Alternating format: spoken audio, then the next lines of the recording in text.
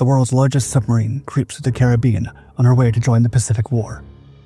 361 feet of steel, bristling with enormous 8-inch guns and boasting her own aircraft hangar. Surcouf was designed to revolutionize naval warfare, hunting enemy ships like a ghost cruiser. She can appear suddenly, strike with terrifying force, and then vanish beneath the waves. But in February 1942, she vanishes forever. The massive vessel and her 130-man crew simply disappear without a trace, never to be seen again. There's no distress signal, no wreckage, and there are no survivors. Her fate remains one of World War II's greatest mysteries, and may hide some of its darkest secrets.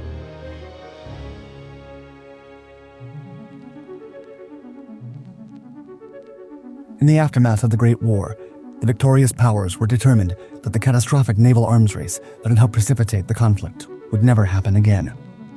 The Washington Naval Treaty of 1922 placed strict limits on battleship construction, capping their displacement and caliber of their guns.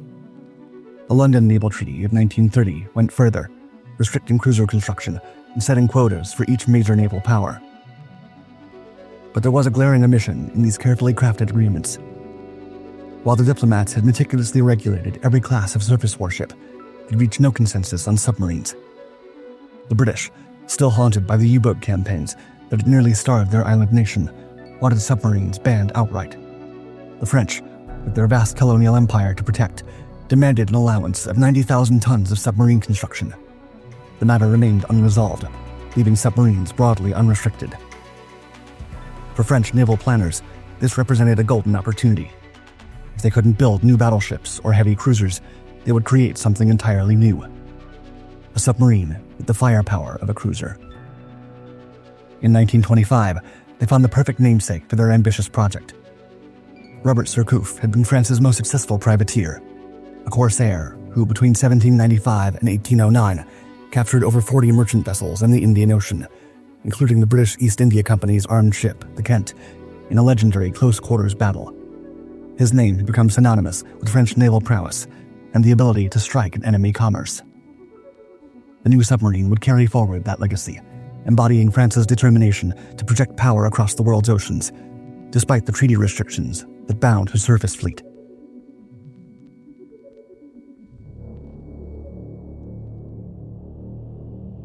What emerged from the Cherbourg arsenal was a monster.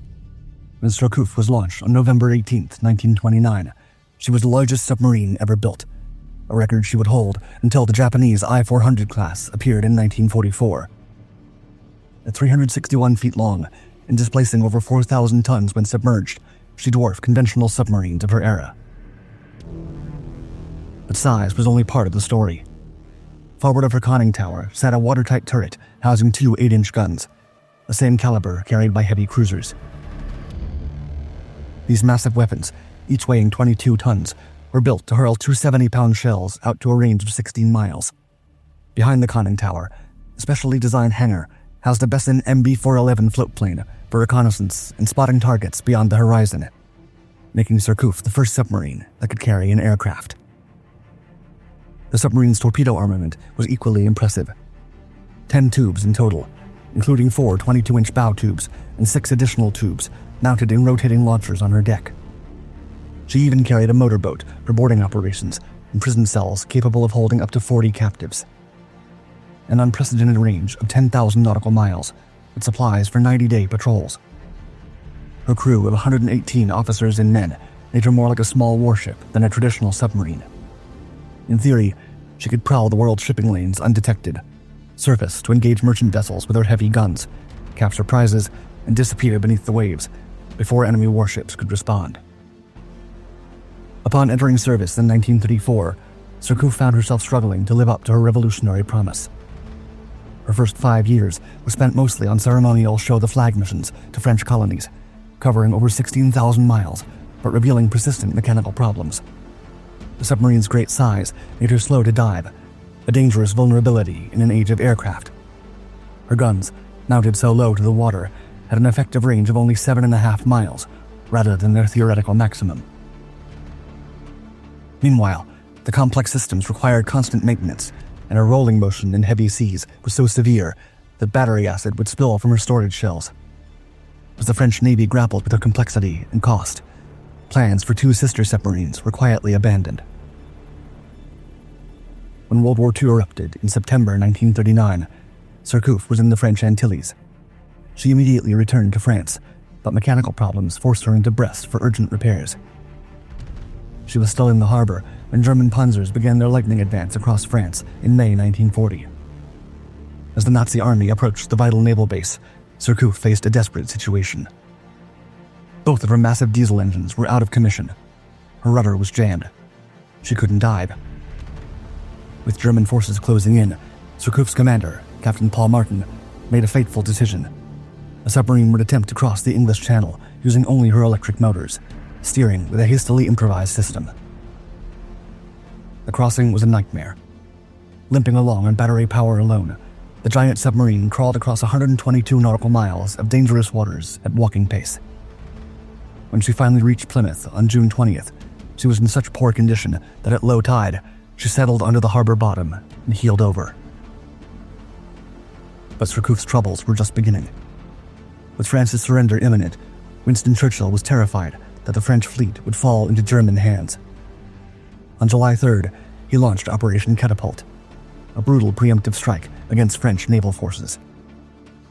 While British warships fired broadsides at French vessels in North Africa, claiming the lives of over 1,200 French sailors, Churchill hoped Captain Martin and his crew could be convinced to join General Charles de Gaulle's London-based Free French movement, meaning Surcouf would continue serving the Allies instead of becoming an asset of the Axis powers.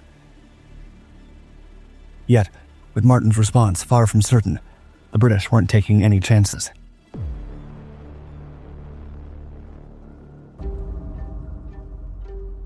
At 4:15 a.m., a British boarding party of 60 men approached the submarine in 3 motor launches. Led by Captain Denis Lofty Sprague of HMS Thames, the force included Royal Marines with bayoneted rifles and submarine crews carrying revolvers and wooden clubs. The French had prepared for this moment. Captain Martin had ordered all but one hatch locked down, with 2 armed sentries guarding the single entry point. As the British boats approached, one French guard spotted them and made a desperate dash for the open hatch, banging on the hull to warn his shipmates below. Lieutenant Francis Talbot was first aboard, but found himself locked out when the hatch slammed shut. However, he had noticed during earlier reconnaissance that Surcouf's hatches could be opened from the outside by rescue divers. Within minutes, he had opened the conning tower hatch, and the boarding party poured through. Captain Sprague gathered the French officers in the wardroom and read them what he claimed was a letter from French Admiral Coyal, begging them to join the Free French cause. Captain Martin didn't believe it was genuine and asked to meet with Coyal personally. Sprague let him go, though he knew the letter was fake, leaving Junior Captain Pichevin in command. Tensions escalated rapidly. When Sprague spotted Pichevin passing a secret note ordering an electrician to cut power and wreck the ship, a British petty officer followed the saboteur and knocked him unconscious with a mallet. During the brief blackout, engineer Yves Daniel slipped into his cabin to destroy technical manuals, while Surgeon Leigh Nestor stood guard. Sprague had reached his breaking point and ordered all French officers off the submarine. Captain Pichevin flatly refused and retreated to his cabin to grab his pistol. Lieutenant Crescent boldly declared he would not disembark until Captain Martin returned. The confrontation was now inevitable. Sprague, revolver in hand, told Crescent in French that he would open fire if the crew didn't leave. British Lieutenant Griffiths and able seaman William Heath also drew their weapons. Leading seaman Albert Webb was ordered to cover the French officers with his Lee Enfield rifle, its 17-inch bayonet gleaming menacingly. When Sprague ordered Webb to shoot Crescent, the French officers suspected it was a bluff. After all, he'd given the order in French. But Lieutenant Bouillot, the submarine's gunnery officer, wasn't willing to take that chance. He calmly drew his .32 caliber automatic and started firing. The first shot struck Sprague in the neck, collarbone, and stomach. Lieutenant Griffiths was hit in the arm, hip, and liver. Chief Petty Officer Mott returned fire, striking Bouillot in the chest. In the adjoining cabin, Surgeon Leigh Nestor emptied his magazine into leading seaman Webb, 7 bullets passing through the British sailor into able seaman Heath behind him. After this furious exchange, an eerie silence fell over the submarine. The cost had been horrific. Captain Sprague succumbed to his wounds the next day. Lieutenant Griffiths a day later. Leading seaman Webb and engineer Daniel also perished from their injuries. The surviving French crew was marched off to internment camps, and most accepted repatriation to France. The British had gained a valuable prize, but without her crew, the only men who knew her complex systems and could handle her quirks, Surcouf would face an uncertain future in inexperienced hands.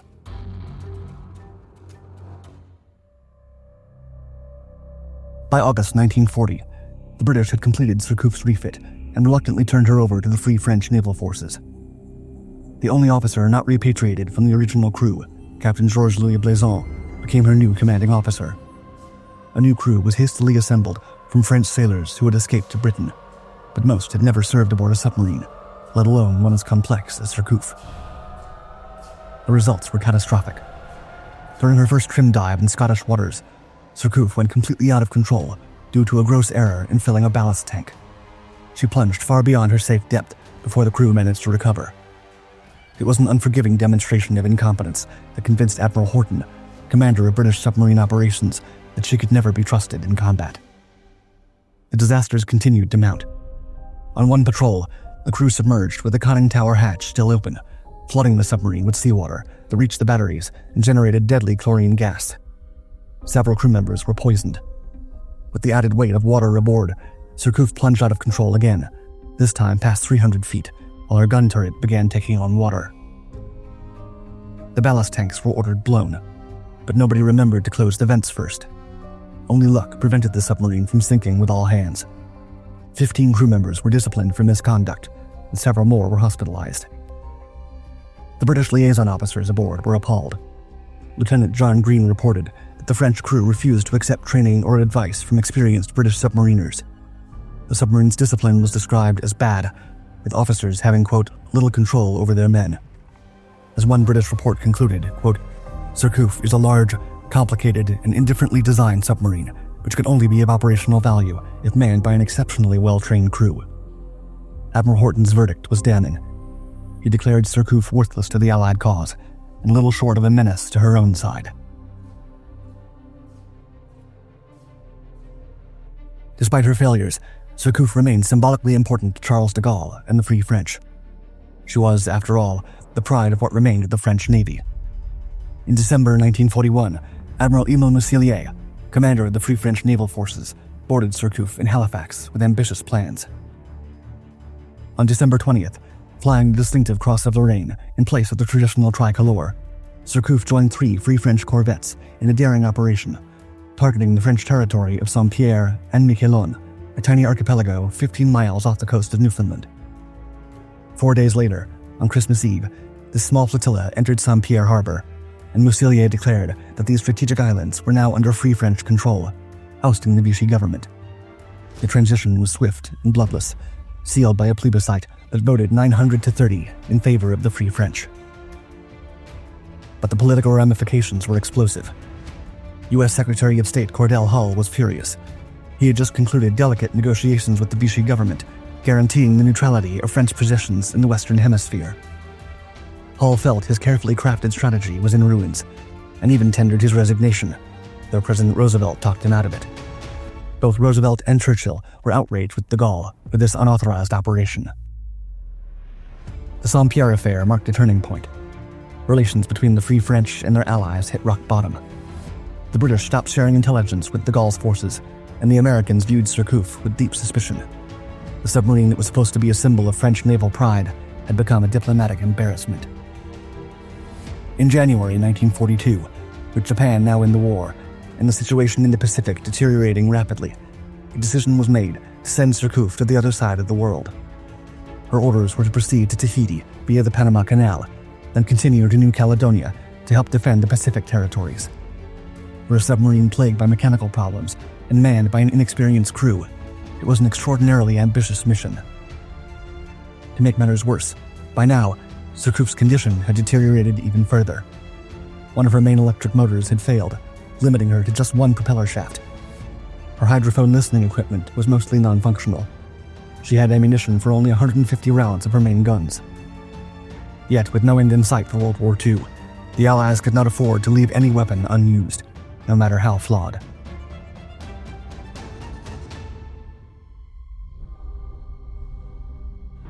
On February 2nd, 1942, Surcouf departed Halifax for what her crew believed would be a brief stop in Bermuda before continuing to the Panama Canal. The journey south was plagued by the same problems that had dogged her throughout the war. Her single functioning propeller shaft meant she could barely manage 8 knots, making her an easy target for the German U-boats now prowling American waters. When she arrived in Bermuda on February 7th, Captain Blazon presented the Royal Naval Dockyard with an extensive list of urgent repairs. The dockyard estimated the work would take at least 3 months to complete. But London had other plans. Admiral Horton's orders were clear. There would be no delays. Surcouf was to proceed immediately to the Pacific, ready or not. A report filed on February 10th by the submarine's British Naval Liaison Officer, Sub-Lieutenant Roger Burney, painted a grim picture. Crew morale was at an all-time low, with some men drinking so heavily they could barely perform their duties. Even more worryingly, relations between the French crew and their British liaisons had become so hostile that the vastly outnumbered British sailors now feared for their safety. Despite these dire warnings, on February 12th, Surcouf cast off from Bermuda and headed south toward the Panama Canal. The massive submarine limped away from the Royal Naval Base, black smoke trailing from her single functioning engine.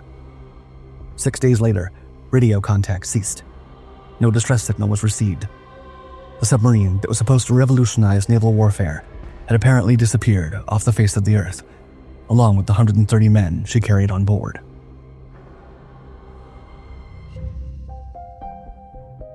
The official explanation seemed straightforward enough.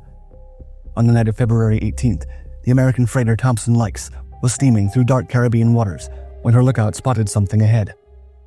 The captain ordered hard right rudder, but it was too late. At 10:28 p.m., Thompson Lykes struck what her crew described as a partially submerged object. There was an explosion. Flames briefly lit the water, and several crewmen reported hearing voices calling for help in English before the freighter's momentum carried her past the collision site. When Surcouf failed to arrive at the Panama Canal as scheduled, it seemed obvious what had happened. The Allied investigation concluded that the massive submarine had been accidentally rammed and sunk by the American vessel. Case closed. But as investigators began examining the evidence more closely, troubling questions emerged. The most fundamental problem was simple: mathematics. The collision site was 1,538 nautical miles from Bermuda by the shortest possible route. The collision occurred at 10:28 p.m. on February 18th, exactly 151.5 hours after Surcouf had departed Bermuda at 3 p.m. on February 12th. For Surcouf to have reached the collision site in time, she would have needed to average 10.15 knots continuously for over 6 days. Yet on her previous voyage from Halifax to Bermuda, traveling the same distance under similar conditions with the same mechanical problems, she'd averaged only 7.9 knots.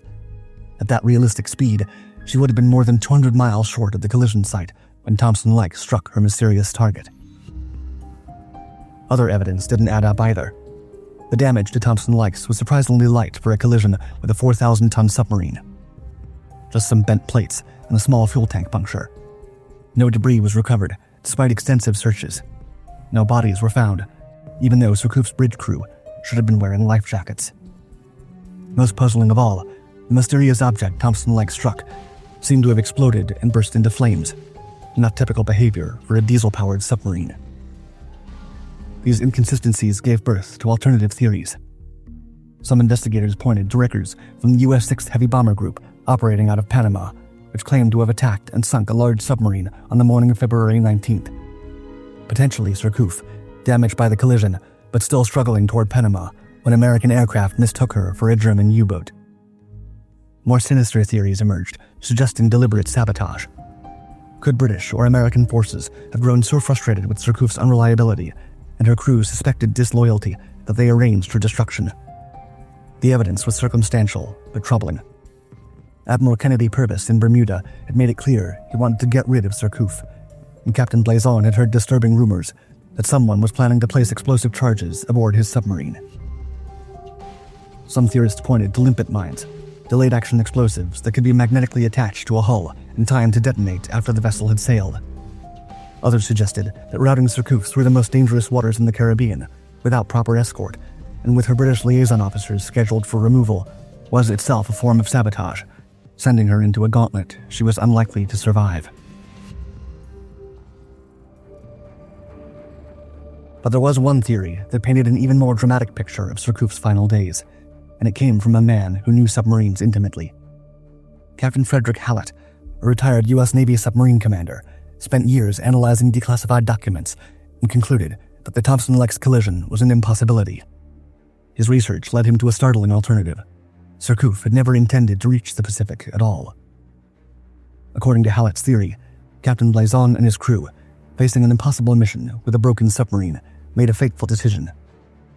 Rather than sail to certain death in the Pacific, they would defect to Vichy-controlled Martinique, where they could join their French brothers in arms and perhaps find the spare parts and expertise needed to make Surcouf operational again. Interestingly, Hallett discovered that 3 months after the Thompson-Lex incident, on May 26, 1942, an American PBY Catalina flying boat had attacked and apparently sunk a large submarine off the coast of Martinique. The pilot, Lieutenant Edward G. Binning, reported seeing, quote, the biggest submarine he'd ever seen. It had to be over 300 feet long. Surcouf was 361 feet long. Even more intriguing, the aircrew reported seeing a distinctive white cross painted on the submarine's conning tower. The Cross of Lorraine had been the symbol of Free France, but if Surcouf was defecting to Vichy, such a marking might have been essential for identification by friendly forces. The submarine Binning attacked was barely moving, estimated at only 5 knots, and seemed to be taken completely by surprise. His depth charges straddled the vessel perfectly, and witnesses reported seeing the submarine's bow lift out of the water before she sank vertically in 4,650 feet of water. Most tellingly, the German U-boat U-69 had been waiting in the area for over a week, apparently expecting to rendezvous with another vessel. When nothing appeared, U-69 departed for France alone on June 1st, after the longest patrol in the boat's history. According to this theory, Surcouf had successfully reached Martinique and hidden there for 3 months, perhaps undergoing repairs or waiting for the right moment to make a run for Vichy France under U-boat escort. The May 26th attack had caught her trying to rendezvous with U-69 for the dangerous Atlantic crossing. For Lieutenant Binning, the attack was a triumph. He received the Navy Cross for what appeared to be the successful sinking of a German U-boat. But decades later, when German records were examined, no U-boat had been lost on that date. The mystery submarine Binning destroyed had vanished from history as completely as Surcouf itself. If Hallett's theory was correct, then Surcouf's final battle had not been a collision with a merchant ship, but a desperate last stand against American bombs in the waters where she had sought refuge, destroyed not by accident, but by the ally she had once served. The truth about what happened to Surcouf may never be known. Despite decades of investigation, no wreckage has ever been definitively located. No survivors were ever found. The submarine that was supposed to revolutionize naval warfare had simply vanished, taking 130 men and all her secrets with her.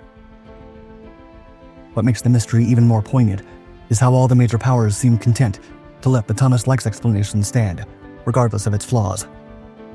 For the British, it removed any suggestion that they had deliberately destroyed a troublesome ally. For the Americans, it avoided admitting that they might have accidentally sunk a friendly submarine in a case of mistaken identity. For the French, it provided a tragic but honorable end to their naval pride, free from the embarrassment of defection or mutiny.